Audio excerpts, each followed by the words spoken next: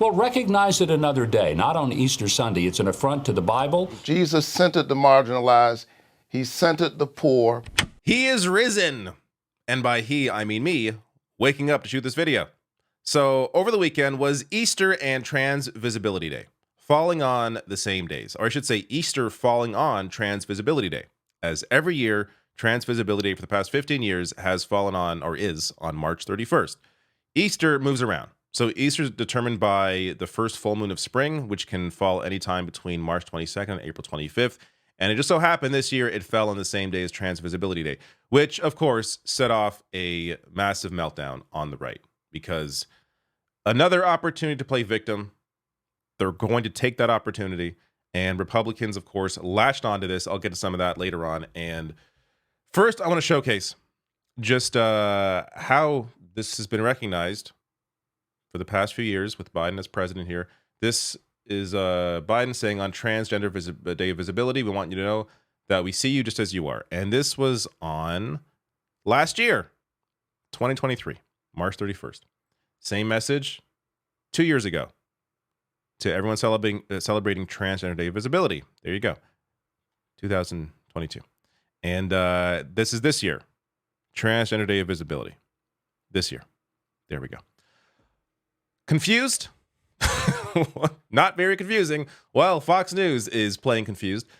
Biden's Transgender Day of Visibility. Yes, his Day of Visibility proclamation, not one that was, this was created by activists and then eventually recognized by politicians. No, it's Biden's Transgender Day of Visibility proclamation on Easter is a thumb in the face of Christians. Quote, I think it's a bait to get an opportunity to paint everyone who disagrees as hateful, as spiteful and resentful. If you weren't hateful, spiteful, and resentful, then you would not be painted as such.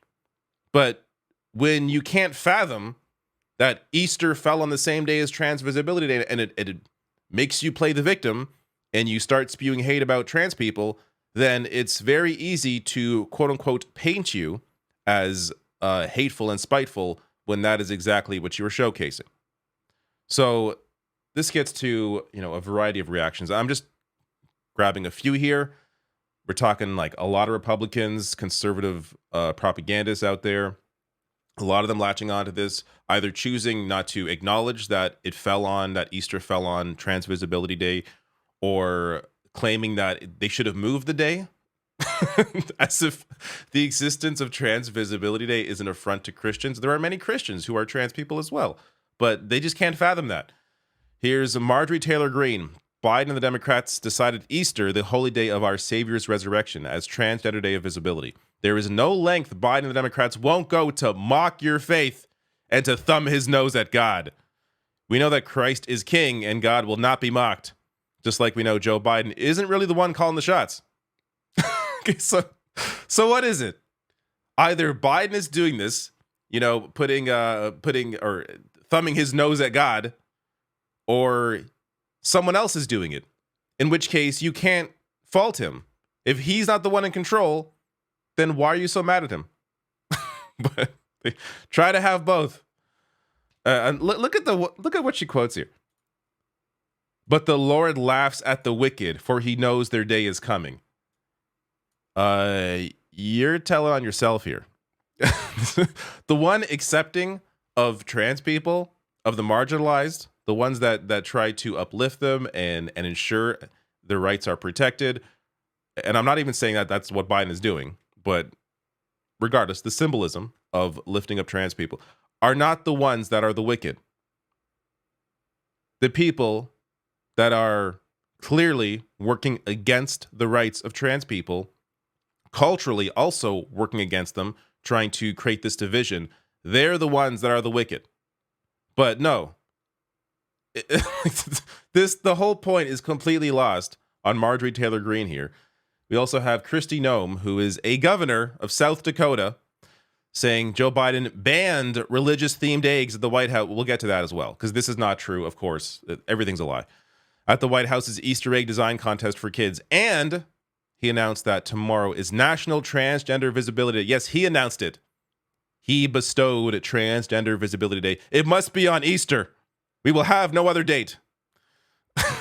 Did he forget that tomorrow is Easter? Resurrection Sunday? Joe Biden and his White House have made it clear that people of faith, particularly Christians, and our Bible-believing views, which Biden is one of them, have no place in his America. We must change that on November 5th by electing Donald Trump. Oh yeah, we will get to Donald Trump later on in this video. Just you wait. We'll see what Trump is concerned about. Here is Speaker Mike Johnson. Again, this is the Republican Speaker of the House. The Biden White House has betrayed the central tenet of Easter, which is the resurrection of Jesus Christ, banning sacred truth and tradition, while at the same time proclaiming Easter Sunday as Transgender Day, is outrageous and abhorrent. The American people are taking note. I'm sorry, I'm reading these so ridiculous that I can't take these people seriously. These are all a bunch of clowns. So yes, it's important to know these are people with power. They're hateful. They have used their hate to spread anti-trans hysteria. They have used their hate to push anti-trans bills.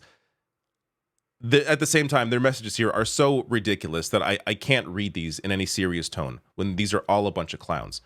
So let's get to an actual Christian here. Here's Raphael Warnock, Senator Raphael Warnock, who actually understands the teachings of Jesus Christ. The House Speaker called Biden's announcement abhorrent and said he betrayed the central tenet of Easter. What do you say to that? Well, apparently the speaker finds trans people abhorrent. And I think he ought to think about that.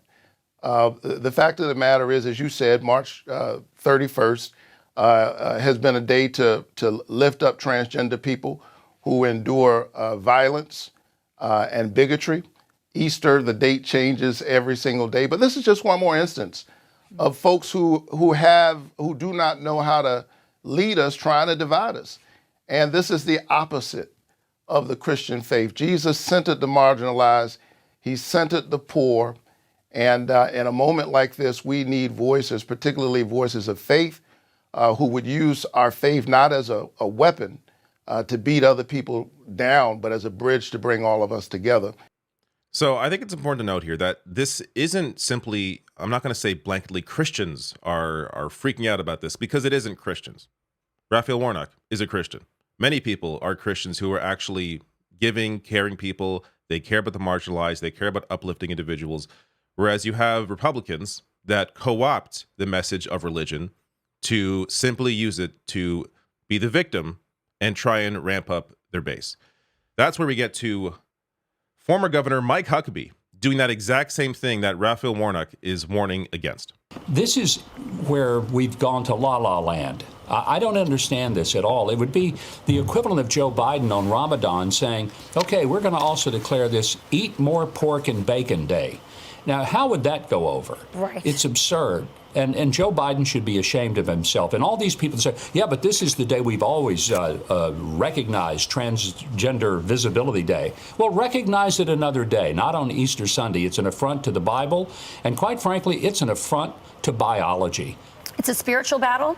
There are people who want to de-Christianize this country, and very actively so. I think this was a very intentional insult. They can say all they want. Oh, it landed on the 31st, but just as Pete said, they could have moved it to the 1st. April Fool's Day probably would have been a more appropriate day than Easter Sunday in any case.